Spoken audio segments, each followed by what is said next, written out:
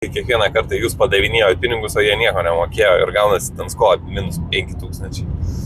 Yra tokia istorija, mano kolegė sakė pasidalinti su žmonėms, nes labai įdomi. Žodžiu, porą metų atgal kreipėsi mane viena moteris, kuri su vyru norėjo pirkti užmiestyje antrą namą. Ta prasme, dačia tokia. 8 kvadratų ant ežero kranto. Ta prasme, vieta gera, ten kažkur Molėtų rajone. Žodžiu, viskas faina, viskas atrodo lyg ir okei. Bet paprašė manęs konsultuoti. Ir aš tada pradėjau gilintis daugiau į situaciją. Susisiekiau su brokeriu, paprašiau visos dokumentacijos. Ir žodžiu, paaiškėjo toksai vienas dalykas.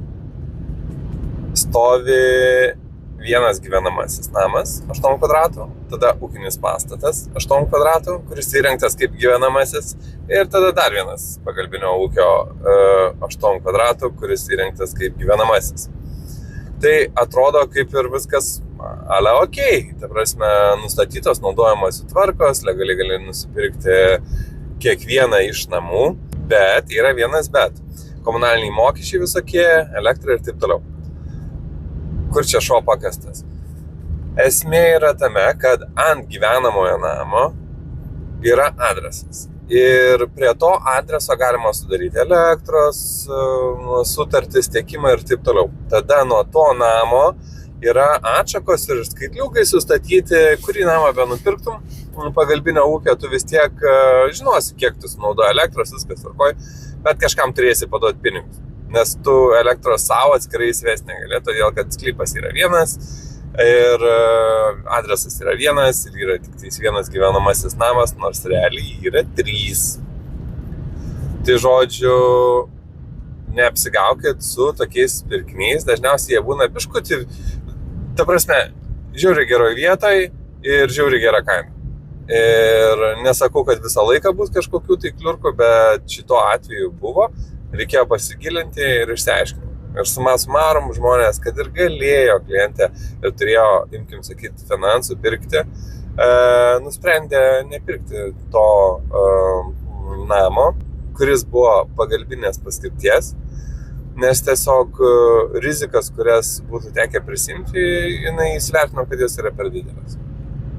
Pats pagrindinis ir blogiausias dalykas šitame reikale yra tai, kad įsivaizduokit, tarkim, gyvenamojo namo savininkas, nežinau, išvažiuoja gyventi kažkur kitur, sugalvoja nebemokėti sąskaitų ir taip toliau, o jums elektra į pagalbinius pastatus eina per jį. Tai elektra atjungia gyvenamajam namui ir tie likę pastatai neturi elektros. Ir šito dalyko jūs niekaip nesuvaldys. Nepasakysi tenais Igničiui, kad aš noriu, ar ten eso noriu atšaką įsijungti ir taip toliau, nes neleis. Ir jums tik tais liks vienas pagrindinis dalykas, ką jūs galėsite padaryti. Tai yra sumokėti sąskaitą už savininkus, kuriems priklauso gyvenamasis namas. Ir dabar įsivaizduokit, tarkim, jie ten, ką žinau, jie išnaudoja yra ten labai daug elektros, iš kurių 2000 ir nesumokėjo. Arba kai kiekvieną kartą jūs padavinėjo pinigus, o jie nieko nemokėjo ir gaunasi ten skola minus 5000. Tai va, aišku, aš čia piešiu labai tokiom juodom spalvom, ne visą laiką būna tai, bet kartais yra neblogai taip pesimistiškai pasižiūrėti ir pabandyti apsisaugoti nuo visų tų galimų rizikų. O ką jau kalbėti, jeigu nusipirkę tokį namą, jūs norėtumėt pasistatyti šalia pavėsinę. Ar dar kažkokį kitą statinį, ten nežinau, pirti sandėliukų ir taip toliau. Realiai jau nebegali, todėl kad statybų jūs nei leidimo gausit ir taip toliau. Viską, ką jūs statysit, bus nelegali statyba. Tai va, gero šeštadienio.